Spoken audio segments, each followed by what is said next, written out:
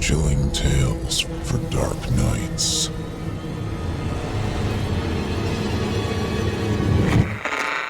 Want to make sure you never miss a Chilling Tales for Dark Nights video again? Be sure to subscribe and hit that bell to turn on notifications. It's time to turn off the lights and turn on the dark.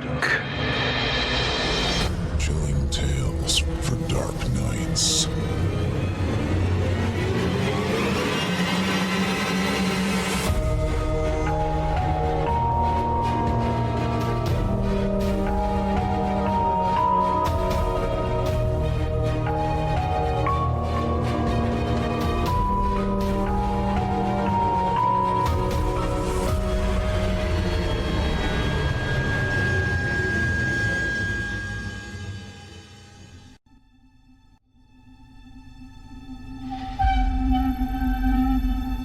Good evening, listener. You're listening to Chilling Tales for Dark Nights. On tonight's edition, we invite you to leave behind your safe reality and descend with us into the frightening depths of the most terrifying imaginations with 2 audio adaptations of frightening fiction about deadly destinations and apocalyptic allies. I'm your host, Steve Taylor, and tonight I'll be your guide as we traverse the dimly lit corridors of your darkest dreams. Joining us tonight to help bring to life the frightening fiction of D.B. Anthony and Sarah Jane Huntington are voice talents Kevin Barbare, Olivia Steele, Melissa Medina, and Steve Gray. Now, get your ticket ready. Take your seat in our theater of the minds and brace yourself. It's time to turn off the lights and turn on the dark. Our first tale this evening is written by D.B. Anthony and is performed by Kevin Barbare and Olivia Steele. In it, we meet a man caught adrift in the winds of estrangement from his missus. Maybe a stay at a roadside hotel will help things. But then again, maybe not. Now, without further ado, I present to you Soulmates Hotel.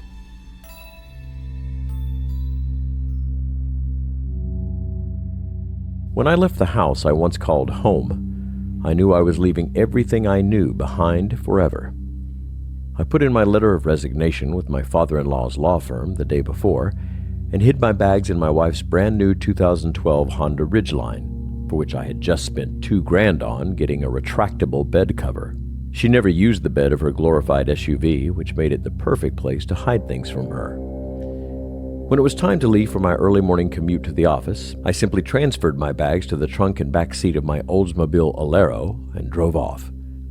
By now, she probably realizes I'm not coming back or thinks I have died in some type of car accident between our house and the office. In reality, she is probably hoping that I perished in a car accident so she can claim my life insurance. Even so, my cell phone hasn't rang all night, so I doubt she cares. She's probably lost track of time lying beside her not-so-secret lover, Jeffrey. I stopped caring before I even found out about him. After all, there have been years of build-up to this moment, years of unhappiness and abuse. I'm not going to try and put the blame fully on her. Lord knows I wasn't a perfect husband as much as she was a terrible wife. The problem lay in the fact we never really cared for each other. Our sham of a marriage was arranged by our parents with little care for if we actually liked each other. Marrying me was supposed to keep her from dating guys who were believed to be harmful to her family's image, and my marrying her was supposed to deter me from being a homosexual and also elevate my own father's standing within their social group. I'm not gay. However, my father has always believed me and my interests to be feminine. It was an old-fashioned way of thinking, but our families were old-fashioned. We despised one another from the day we first met. I believed her to be a spoiled brat who got everything she wanted, and she believed me to be a nerdy pushover. Of course, this was why she drove a brand new, well-maintained Honda, and I was driving an old, beat-to-hell car from a defunct company since 2004. I made plenty of money to afford something newer. However, she quickly seized control of the finances, having my paychecks deposited into a joint account that I could never touch without her present. Besides, I honestly loved the car. It represented the last choice I made for myself and the only freedom and peace that I would get over the years. It had gotten me from A to B for 8 years. I'd bought it 2 years before I was wed to Heather. Before that, my pride and joy was well maintained. It is now sitting about a quarter mile from this hotel, broken down and waiting to be towed. Of course, it would choose to break down in the middle of a thunderstorm. However, I am glad it did, or I might have never met the true love of my life. When I first entered the hotel, I couldn't help but feel like I had stepped into the hotel overlook from the movie The Shining. The floors had similar floral pattern rugs on top of dark mahogany wood. The walls were glistening white, making them look like they were carved from marble. To the left of the lobby was the entrance to the grand hall, where people seemed to be gathering for some kind of party. I paid them no attention and simply walked to the check-in desk. This is where I first met her. As I approached the desk, soaking wet from the rain and out of breath from sprinting the quarter mile from my Oldsmobile to the hotel, I didn't notice her at first. She watched me dig through my pockets searching for my wallet, still sitting in my Oldsmobile. Rooms are free for party guests, she said soothingly, drawing my attention. But I'm not a party guest. Despite my reply, she held a key out to me with her right hand while looking into my eyes and smiling. I felt hypnotized by her hazel eyes and was instantly overwhelmed by a feeling I hadn't felt in ages: happiness. Her hair was a beautiful shade of dark brown that came down to her shoulders. Despite her almost pale white complexion, her skin looked perfectly smooth and glowed with youth and health. This was most likely due to her always working inside the hotel. She was so beautiful that just looking at her seemed to put me in a trance that slowed time. But indeed, you are Mr. Steve. You can call me Steve, I replied in a nervous tone. I looked down at her name tag, which labeled her Megan in indented black letters, and noted her name for later. I wasn't sure at the time what it was about her that made me feel the way I was. I took the key from her and proceeded to the elevator, glancing over my shoulder at her, hoping to catch her watching me walk away. She wasn't, however. She was too busy doing something at the desk. When the doors opened, I was greeted by a couple kissing passionately in the far corner to my right. They were oddly dressed in formal clothes that would have been more appropriate at a ballroom dance in the 1800s. There was something familiar about the girl making out with the man. It was as if I'd seen her before. The top half of her face was covered by a lavishly designed masquerade mask, which was decorated with jewels and a mixture of black and white feathers. I quickly dismissed the familiarity as a coincidence and tried to ignore the sounds of the couple's passion. I looked down at the room key she had handed me. Attached to the key was a brown wooden tag the size of my palm with the room information that read Room 207B on one side, and on the other it read Floor 2 in gold letters and numbers. When the elevator stopped on the second floor, I exited, wanting to escape the passionate couple. I looked to the floor and ignored the rest of the guests on my walk to my room. They were all couples. Some were even same-sex couples, and having just left my wife, I was understandably not in the mood to be around happy couples. I quickly entered my room and got into a shower to warm myself. It wasn't until I stepped out that I realized all my clothes were in suitcases sitting a quarter mile away in my car. Frustrated, I draped my wet clothes over the shower curtain rod and proceeded to the bedroom with plans to sleep the night away. However, on the bed weren't just the extravagant and soft bed sheets I expected from a fancy hotel. There was also a nice black tuxedo. On the suit was a card with my name next to a couple of familiar purple flowers. When I was younger and into gardening, I probably could have identified them immediately. However, I couldn't remember their name at the time. The larger mystery, however, was how the suit had gotten into my room and onto the bed. I hadn't heard anyone enter the room while I was showering, but there was no possible way it was there before I entered the room, because I didn't give my name until I checked in. I examined the card. It was custom printed on a cream-colored cardstock with golden rectangles going around the edges. My name had been printed in black Gothic font in the middle of the front flap. With a little hesitation, I opened it, revealing a handwritten message. I hope to see you at the party tonight. Megan. My heart began to beat rapidly. Though the card and suit were mysterious, the thought of Megan wanting to see me again filled me with overwhelming joy. The thought had occurred to me that all the guests had received similar cards on their beds, most likely with a similar message. But I couldn't help but feel special. Was that what she was busy doing as I walked away? Was she rushing to make me an invite to this party? Did she want me to attend this party?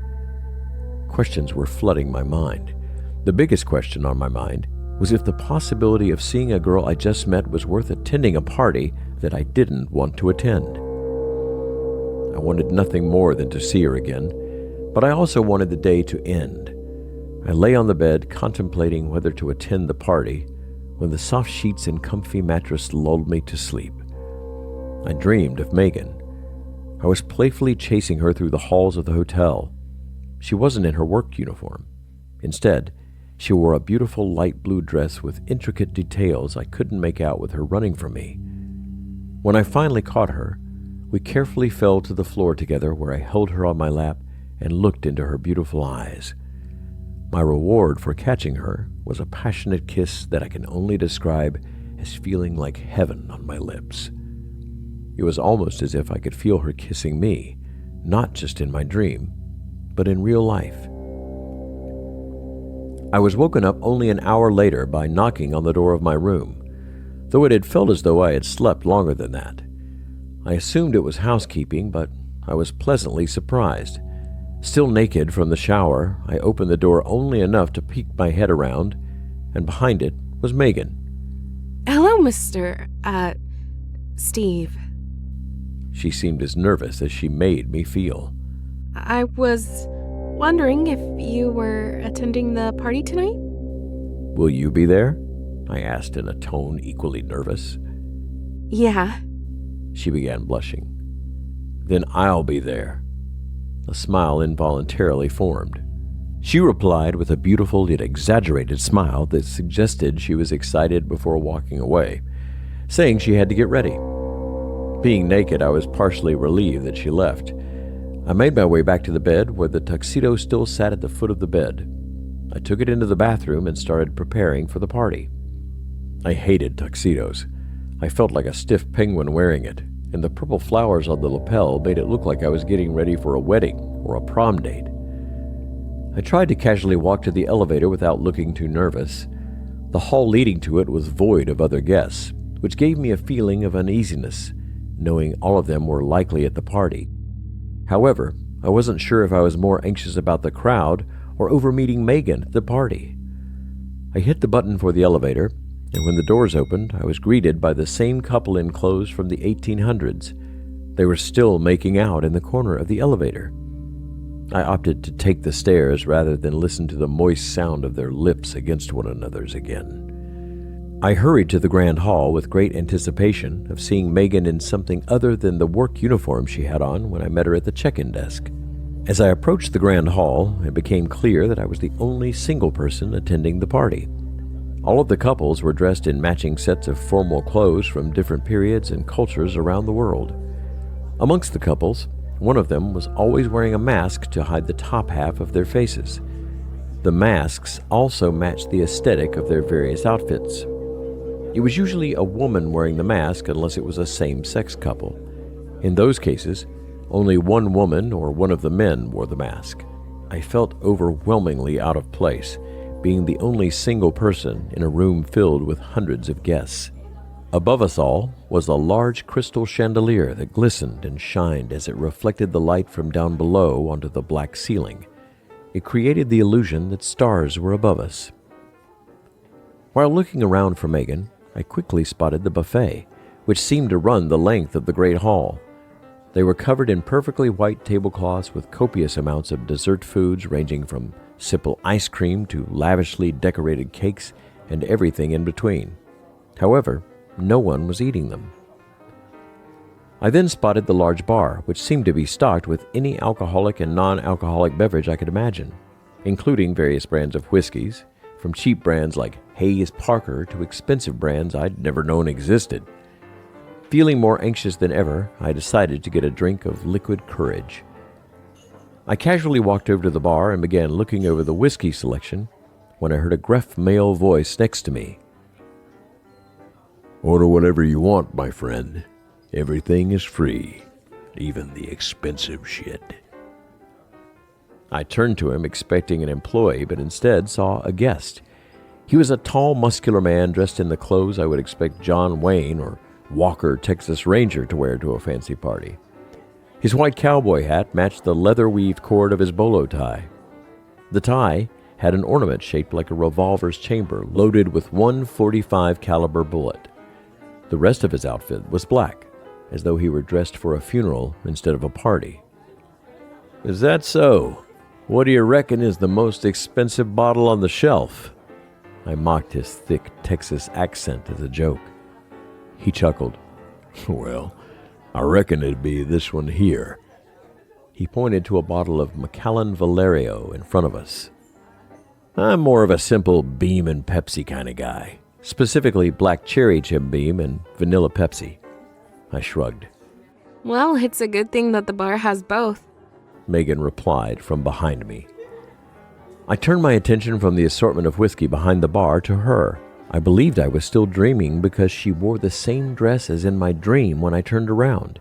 It was even more beautiful in person. To me, it was the most gorgeous dress at the party. It was a modern, shoulderless ball gown in my favorite shade of light blue with accents of white flowers at the bottom that went to the circumference of the skirt. From her abdomen to just above her breast, an intricate white design over the light blue fabric reminded me of fancy lace tablecloths. One might have mistaken her for a modern-day Cinderella if her hair was longer and blonde. "Would you like a drink?" My voice cracked as though I was a teenage boy going through puberty again.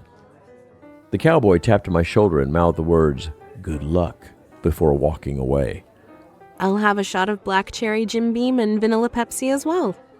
She leaned on the bar beside me. "So, what exactly do you do here?" I asked her casually, trying to break the ice. I'm the owner. The hotel's been a part of my family for hundreds of years. It's been the tradition for women and sometimes men in my family to run it until we're wed. A hotel run by mostly women? Is that how it's become so fancy? At that moment, I was questioning in my head how I'd never heard about this hotel, if it had been in existence for hundreds of years. However, when she replied with a beautiful laugh that was as pleasant to my ears as a siren song, I quickly dismissed that thought. After a few minutes, a band came onto a stage at the far side of the grand hall that I hadn't noticed before. They began to play a slow song with a mixture of different string instruments, and the couples around us embraced and began to swing back and forth slowly, keeping pace with the song's slow tempo. Megan took my hand and pulled me away from the bar and into her. She put her head on my chest, and we began to sway back and forth, almost in sync with the couples surrounding us. I caught a glimpse of the cowboy dancing with another man dressed as a cowboy, but he was wearing a mask. I wonder if Megan would have been wearing a mask if we were an actual couple at that point. As we continued to slow dance, it felt like time itself had come to a standstill. For a moment, it was just her and me in the grand hall, with everyone around us fading to blackness. I could feel my heart racing underneath where her head was placed on my chest. I never want to let that feeling go. After what felt like hours, but in reality, the band started to change tempo in just a few moments. Woodwind instruments began to play as the song sped up. All of the couples started to switch from slow dancing to swing dancing without missing a beat. It was as if they had done this before and expected the song to change. I felt like an idiot, stopping in place the way I did. I've never learned to swing dance. I was embarrassed. Neither have I, but we can copy what everyone else is doing. She looked around. She took the lead, and we began swinging around and trying our best to copy the moves of the people around us. Swinging around with her like that was the most fun I've had in years. Her intoxicating laugh made my heart flutter every time she let it out. Suddenly, she tripped over her own feet and fell into me, giggling and blushing as if she had done it on purpose. Maybe we should go to the bar and get some drinks. She took my hand and pulled me along. Normally, I hated being pulled around. My wife had done it to me both literally and figuratively our entire marriage, and before that, my parents. With her, I didn't mind. I loved the feeling of her soft, pillow-like hand in mine. Just feeling it in mine made my heart skip a beat. She ordered us 2 glasses of black cherry Jim Beam and vanilla Pepsi, which was served to us in plain whiskey glasses over metal whiskey stones, just the way I made it at home. Before I knew it, 3 empty glasses were in front of me before she even finished her first. I don't even remember them being served to us. We had sat there talking for hours. I told her my life story while she listened and hung on every word. I even confessed to her about being married, and even spilled my guts about how abusive Heather was. I told her how she gave me an allowance out of my own paychecks and how I could only buy cheap used parts from scrap yards from my car, which was probably the reason it broke down by the hotel. I told her leaving was my only option because I couldn't afford a divorce. She seemed to understand and didn't judge me like I thought she would. Instead, she looked at me with a kind and sympathetic look that solidified my love for her. We had been talking so long that we hadn't noticed that other party guests had left the grand hall. You want to see what makes me feel better when I'm sad? She took both my hands. Sure, I replied with a smile on my face and reddened cheeks. She began to pull me along excitedly. She leads me out of the grand hall through the lobby and then past the elevator. Eventually, we ended up at a black door with a sign above it that read Jardin de la Mort in raised golden letters. I didn't understand what it meant. However, I did recognize it as French. When she opened the door, the smell of flowers flooded the hotel. She took my hand again and led me into a large enclosed greenhouse. Surrounding us was a beautiful display of hundreds of vibrantly colored flowers and plant life that gave the room an overwhelmingly warm and pleasant atmosphere. I looked at Megan, who had closed her eyes and was simply breathing it all in and smiling. The garden itself couldn't compete with her beauty at that moment. You like the smell of fresh air and flowers? Like? I don't just like the smell. I love it. This is my favorite place in the hotel. The room reminded me of my 8th grade gardening club. The smell of fresh air and flowers made me want to open a flower shop when I got older. My plans were killed before I could ever start. My father, who I'm certain is responsible for the term toxic masculinity, said it was gay for a man to want to garden and play with flowers all day. He wanted me to become a lawyer like him. Of course, that is what I became. I wanted to be a florist when I was younger, I said aloud without caring how it would make me sound. What happened? I was going to open it with my childhood best friend. We were in a gardening club together. I had joined partially just to spend more time with her, but I enjoyed it. My father disapproved, saying it would have made me look gay. In the crowds he's in, having a son that did anything slightly unmanly made it seem as though they were raising a pussy. I looked away from her towards the ground, feeling ashamed of myself.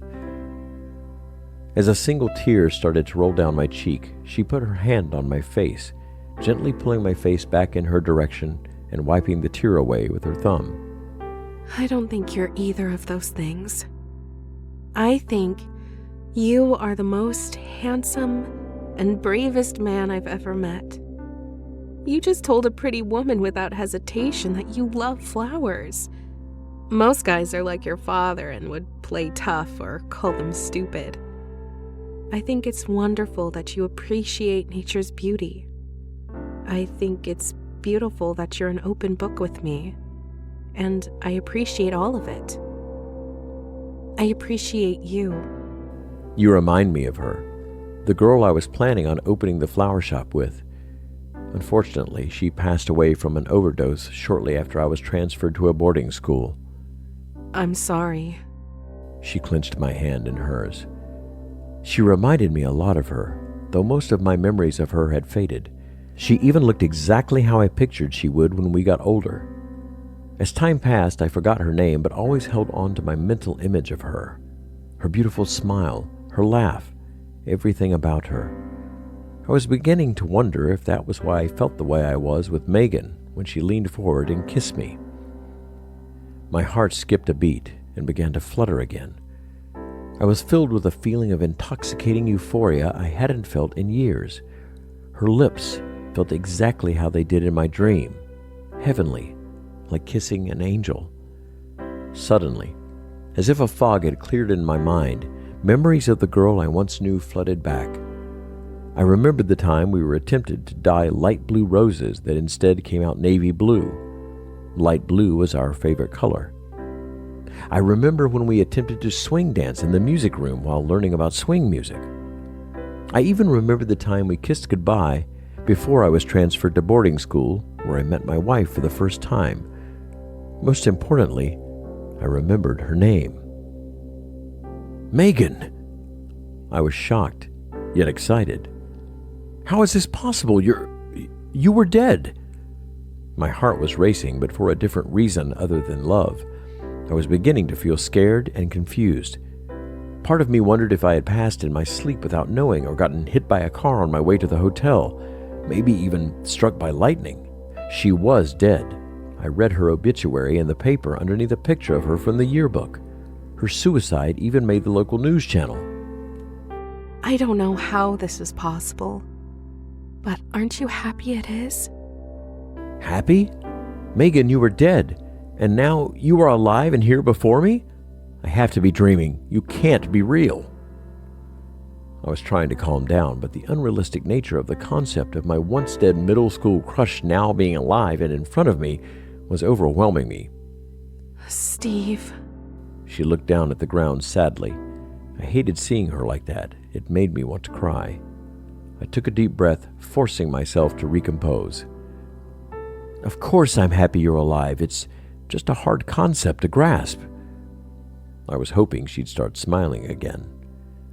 No, Steve. I'm not technically alive.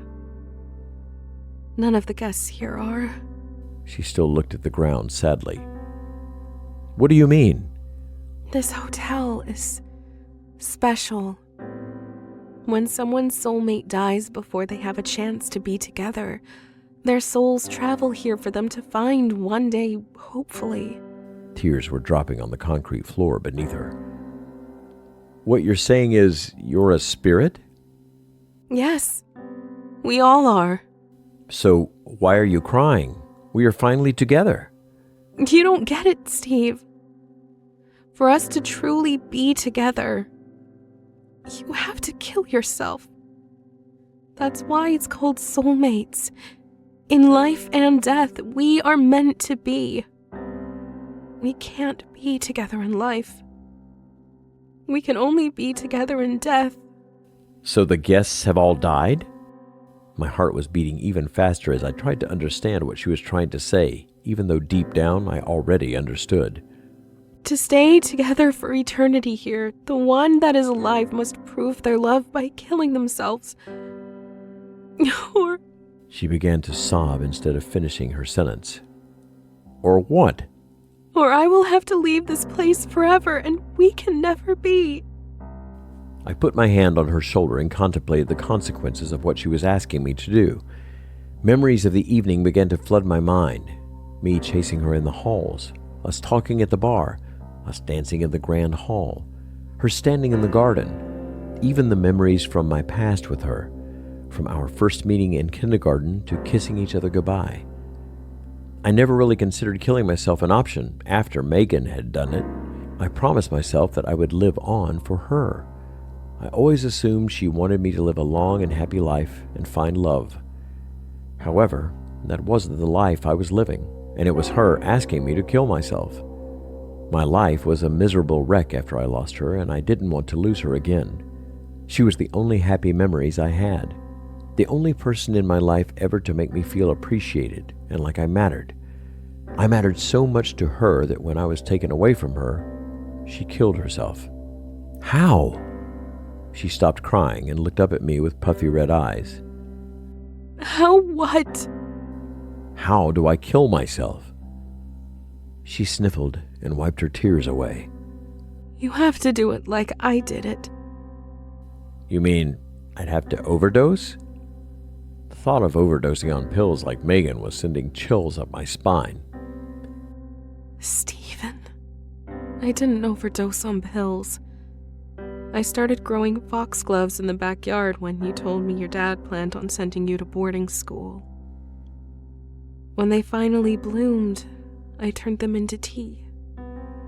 I drank 2 cups before I started to feel their effects. It was actually a very pleasant tasting tea.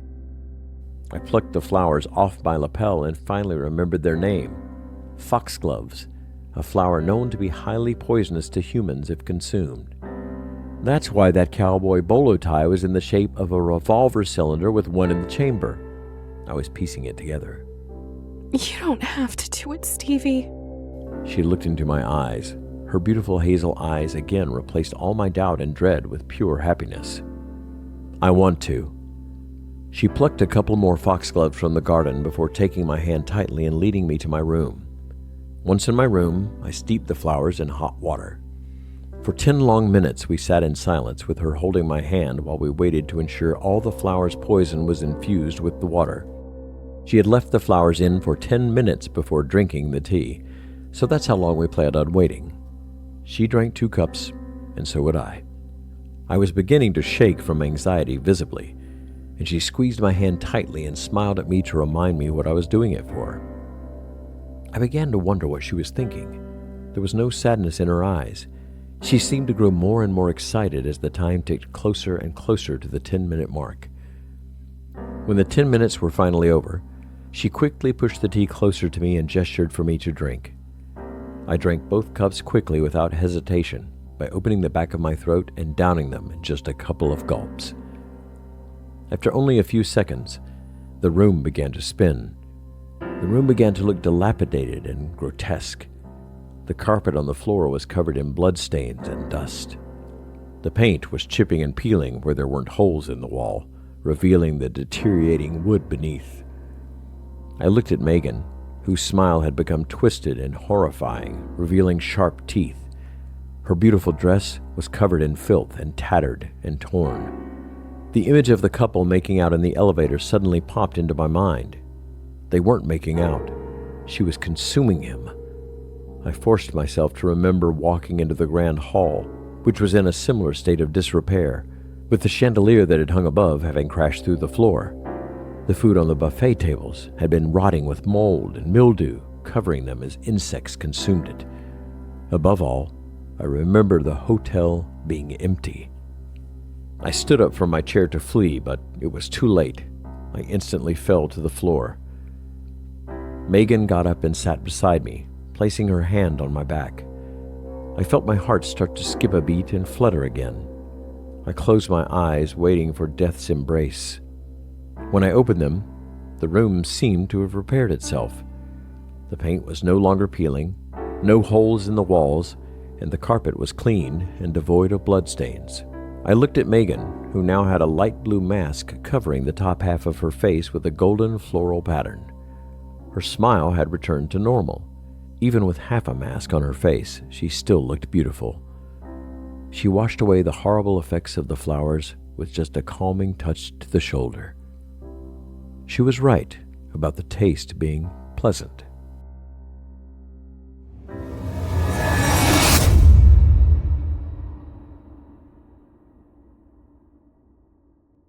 I hope you enjoyed Soulmates Hotel, as written by D.B. Anthony and performed by Kevin Barbare and Olivia Steele. Olivia Steele is a voice actress who loves the spooky side of things. Her talent varies between gameplay, live stream archives, singing, and other voiceover-related things. Our second tale of the evening is brought to us by Velox Books, is written by Sarah Jane Huntington, and performed by Melissa Medina and Steve Gray. In it, we'll meet a couple faced with a marriage that's frankly falling apart. But when they're faced with a life-saving situation, will they be able to come together again? Now, without further ado, I present to you Survivors. Lucy pads back and forth across the dirt-covered floor of the cabin in her already worn-out and filthy socks. She stops occasionally, listening to the sound of outside filtering in through the tiny cracks in the thick wooden walls. Birds, she thinks. As long as I can still hear the birds, I'm safe. Anxiety floods her system. She picks and chews at her already jagged and varnished pink nails, the tired remains of a manicure she'd had especially for the trip. She couldn't have guessed that the pretty cabin she'd chosen online would become her prison. Their prison. A rustic location of blissful and private solitude, the laminated brochure she'd sent off for had promised. Lucy had jumped at the chance, a whole week for her and Adam to reconnect after drifting so disastrously far apart. I've been seeing someone else. Adam had told her after she'd found his credit card receipt for a hotel. A cheap dive of a place. Perfect for sordid affairs with cliché willing secretaries. Lucy hadn't guessed. She hadn't even suspected. And the betrayal had torn her apart. He always had been expert level when it came to the telling of lies. Lucy believed she was the one person he would always tell the truth to. He had promised such a thing in his wedding vows, after all. Another lie, no doubt. The cabin trip had been an expensive treat to try and save their marriage. A costly adventure she'd hoped would pay off more than the initial grimaces and challenges she'd faced. The first was persuading Adam to take a trip and then how to pay for it. Waste of money. Her cheating husband frowned. Why do we need to go to the middle of nowhere when we could stay home and argue instead? But she'd insisted, demanded, eventually begged. Yet the stubbornness Adam despised in her, the trait he always said was a weakness, had ended up saving both their lives. Lucy steps close to the window, holding her breath and peering out through the two thin curtains. There are no movements that she can see. Outside stands a small dirt yard littered with a few old tools. Their old car sits parked up at one side, like an abandoned toy, discarded and useless. A thick line of trees stands guard, an open gap in the middle breaking apart for a dirt path. The path winds through dense, chilly woodland and leads to a large and pretty boating lake. They explored on their first day, walking the path all the way in silence to the shimmering water. Lucy had wanted to jump in, simply so she could feel something other than the deep hurt raging inside her. She hadn't jumped. Adam had stopped her. The loud alerts on his cell phone had started right at that very moment. Lucy closes her eyes and prays. She's never been the praying type, yet over the last few days, she has begged God for help more than she ever has in her entire 34-year life. She imagined the trip might be the end of her marriage, not the end of the world. Abruptly, the birds stop singing and leave the trees in a mass exodus of frantic flapping. Lucy doesn't hesitate. She drops to the floor and quickly scrambles to her prearranged place behind the old soft couch. She tucks her head down as low as she can and fights off the terror. What's happening? Are those things here? Is someone else out there? Don't answer the door no matter what, she tells herself. Those were Adam's words too. The last ones he spoke before he left a whole day ago. He'd closed the door firmly with an expression of despair written on his face and left, armed with an old crowbar they'd found in his backpack. Gone to search for food and supplies. Lucy tries to calm her breathing while her heartbeat drums relentlessly in her ears. A scraping sound from outside makes her jolt as sweat drips down her back. She's never felt so afraid in her life. This is it. They're here. I'm gonna die. She squeezes her eyes shut tightly and tries to think of happy memories.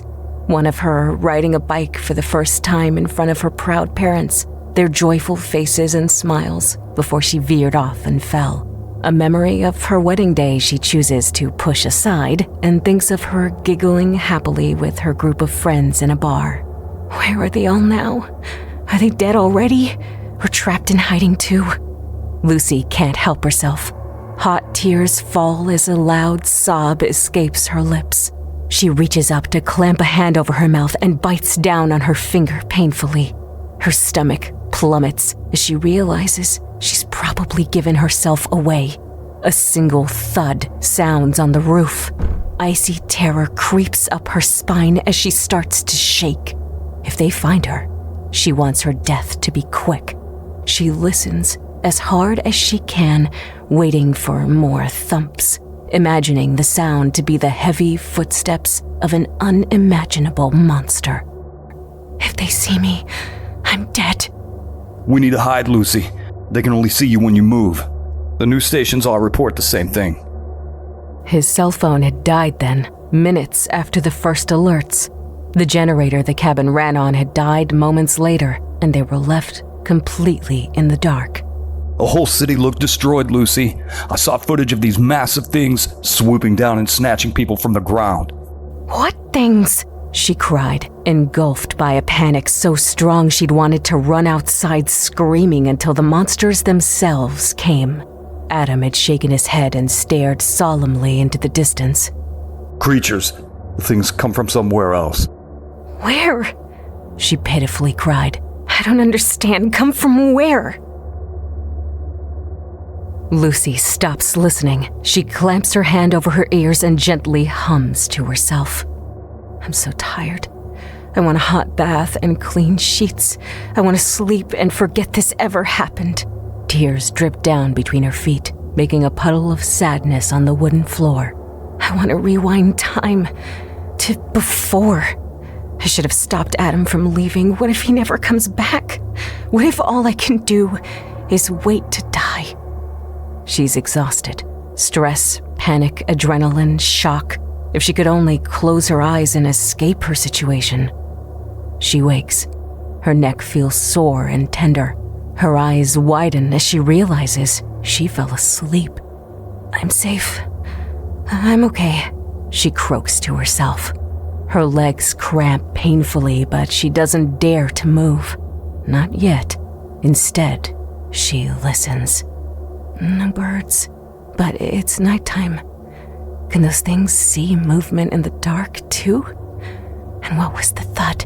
Trees? While she slept a dreamless sleep, the cabin turned pitch black, and she blinks rapidly to try to focus her eyes on the darkness. She tilts her head to listen harder. All she can hear is the thrumming silence of the night and her frantic heartbeat. Move, she orders herself. She remembers there's still a bottle of water in the kitchen, and it's at least half full. She crawls slowly over on her hands and knees, aware of her joints popping and crackling. She pauses to wait with each movement, just like Adam showed her, until she reaches the bottle in relief. An almost silent scratch on the barricaded front door makes her spit the water out and cough deeply. She freezes, desperate to cough more, and clutches at her chest. She hears a quiet knocking in a familiar practice pattern. Lucy. She barely hears. It's Adam. We made it. She stands up, feeling her joints snap in protest as she races to the door. She drags a small chest of drawers across. The scraping sound reverberates loudly around the cabin as she winces. She flings the door open wide as Adam half falls through, landing on all fours. Shh, he whispers, eyes wide and frightened. Don't move. I think they're out there. Lucy peers into the darkness and waits. The moon is out and the stars are shining. I think it's okay. The pair crawl across the room to wait in silence in their places behind the couch.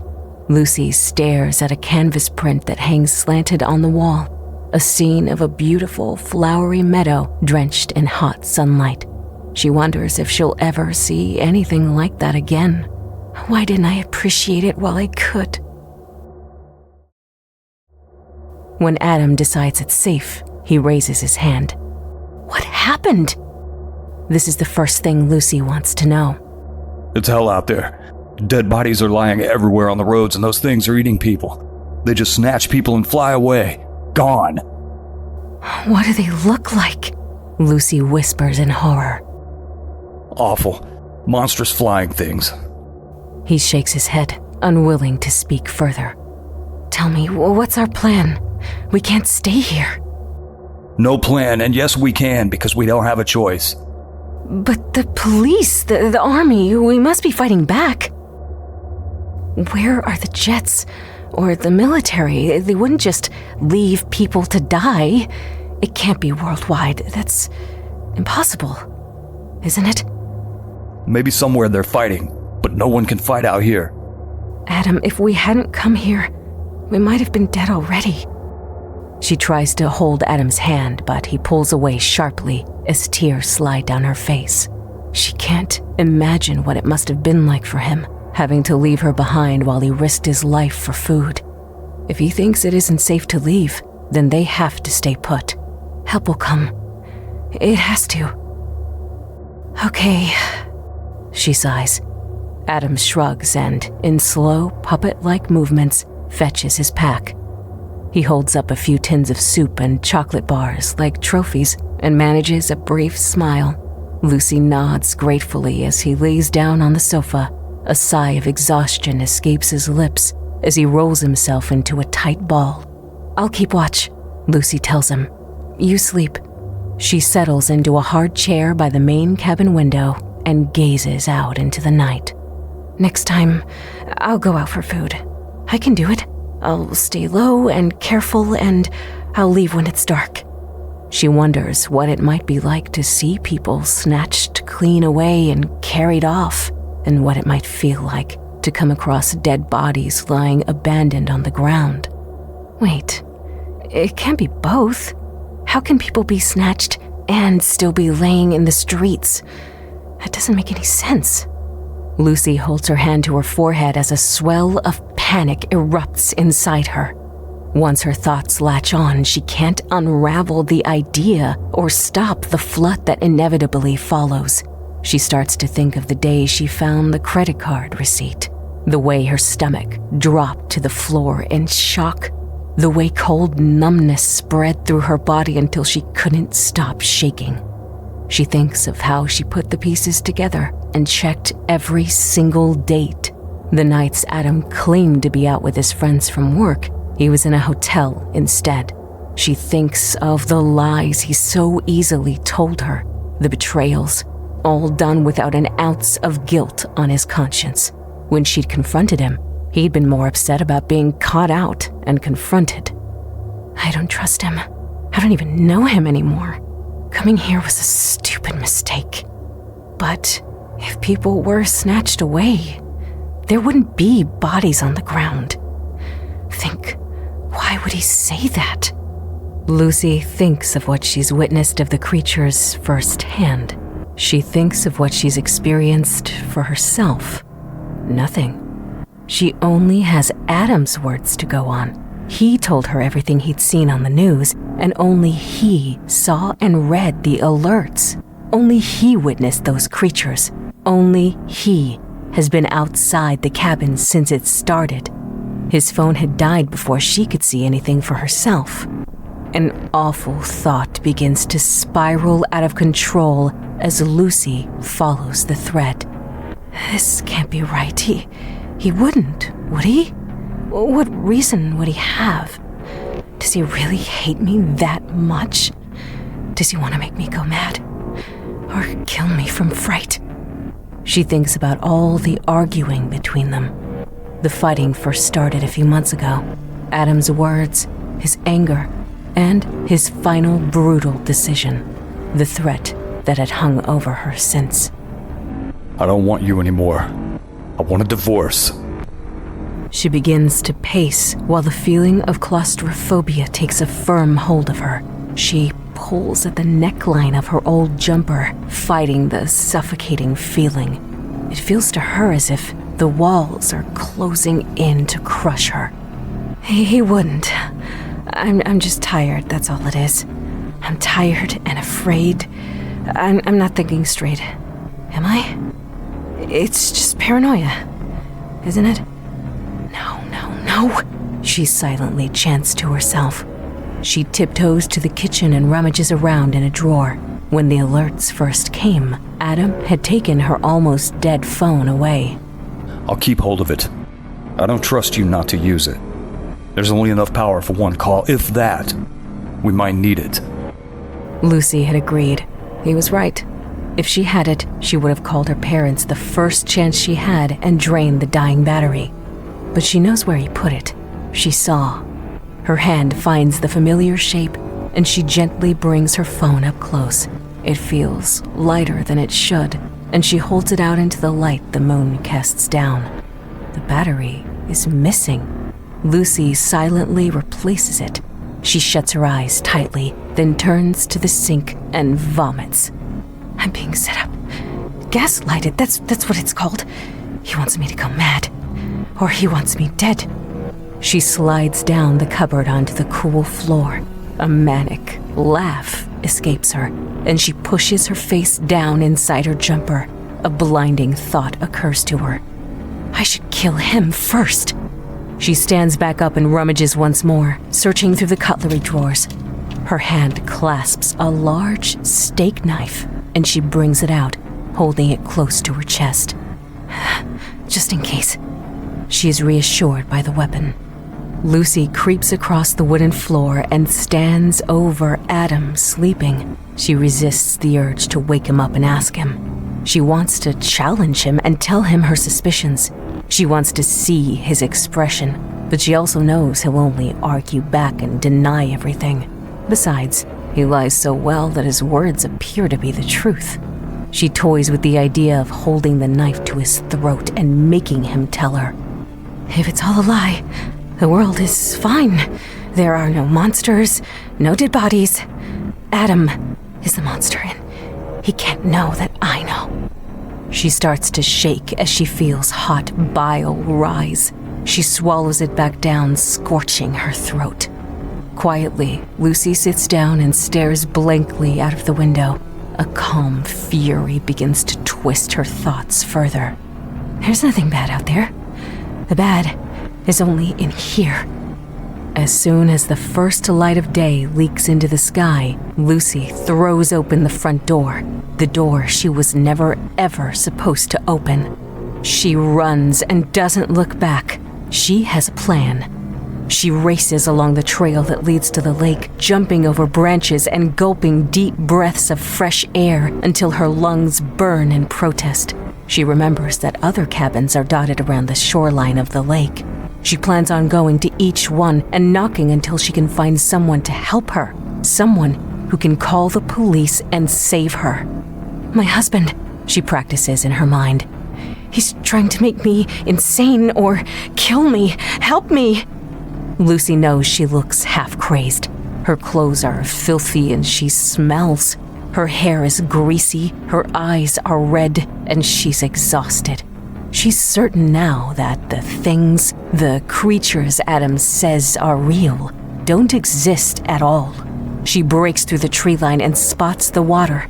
A bubble of hope rises in her chest, and she almost laughs. Lucy expects to see boats or people milling around, hikers getting ready to walk or campers in tents clustered around having breakfast. Those are not the sights she finds. She skids to a halt and freezes. A gasp of shock bursts out of her mouth as her legs give out underneath her. She falls, crashing to her knees in despair. She's unable to comprehend exactly what it is she's looking at, and her mind begins to quickly unravel. 4 bright, blood-red eyes, all set in a single line, stare. All 4 belong to the same creature that stops eating to gaze at her. It tilts its oval head to one side curiously. 2 vertical slits open in its face to sniff the air deeply. The creature is the size of a 2-story house. It rears up on thick, dry, scaled hind legs as Lucy feels her bladder give out. Its chest is covered in light-colored, blood-soaked fur. A vast mouth opens widely as it bellows louder than a ship's foghorn, revealing layer after layer of yellow teeth as big as elephant tusks and a long, pink, wet, forked tongue. Thick, translucent, vein-threaded wings flap out powerfully behind it as it hisses. She screams in desperation and horror as she sees that the thing it was eating used to be a human. She tries to shuffle backwards, sobbing loudly, but in seconds the creature takes 2 massive strides toward her. The ground vibrates under its muscular weight. "I'm sorry, Adam. I'm so sorry." She doesn't move, but it can still see her. It blinks its many eyes, and she can see herself grotesquely reflected in each one like a circus mirror. With a vicious, deep-throated growl, it lunges and grabs her around her waist with its mouth. It lifts her high into the air above the trees as jagged, sharp teeth rip into her. Lucy! She hears Adam shout her name over her screams. She hits out at the creature's head with her fists uselessly. She blacks out and falls limp as white-hot agony tears through. Her screaming ends. The creature raises one of its 2 deadly claw-ended arms and pulls her legs, ripping her in half with a fierce twist and shower of hot blood. It devours and discards, gulping whole chunks, eager for more. It raises its head in triumph and roars an ancient cry into the creature-filled sky. 1,000 other hungry roars return its call.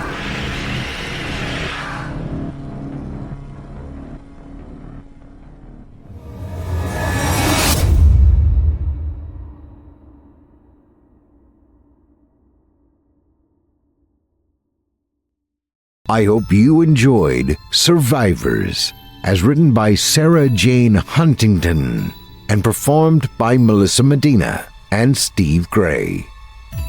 Steve Gray is an audio producer / director, narrator, actor, editor, and artist, specializing in horror, mystery, thriller, and fantasy fiction and art. He's appeared on the Chilling Tales for Dark Nights channel for several titles, including Jeff the Killer, Snow Angels, Sirens, etc., and written original works such as Steele, The Rails, and The Vampire Testament. As a reminder, voice actress Melissa Medina's work can be found on the official Chilling Tales for Dark Nights YouTube channel, as well as her website, hearmelissa.com. That's HearMelissa.com.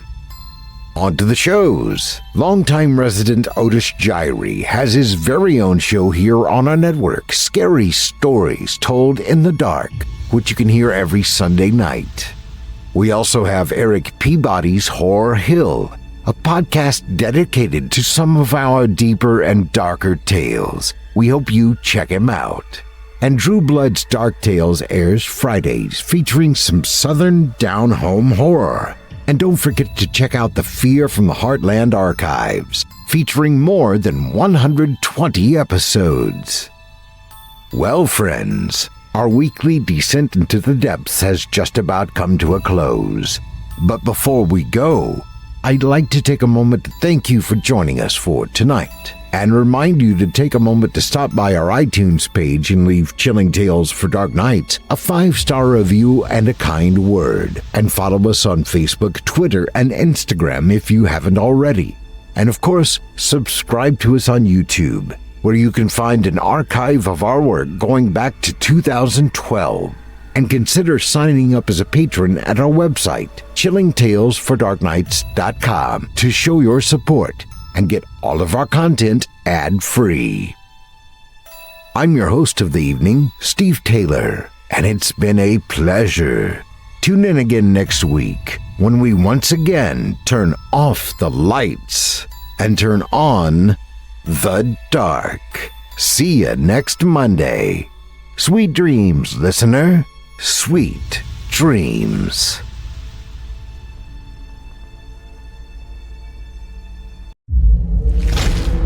Chilling tales for dark nights.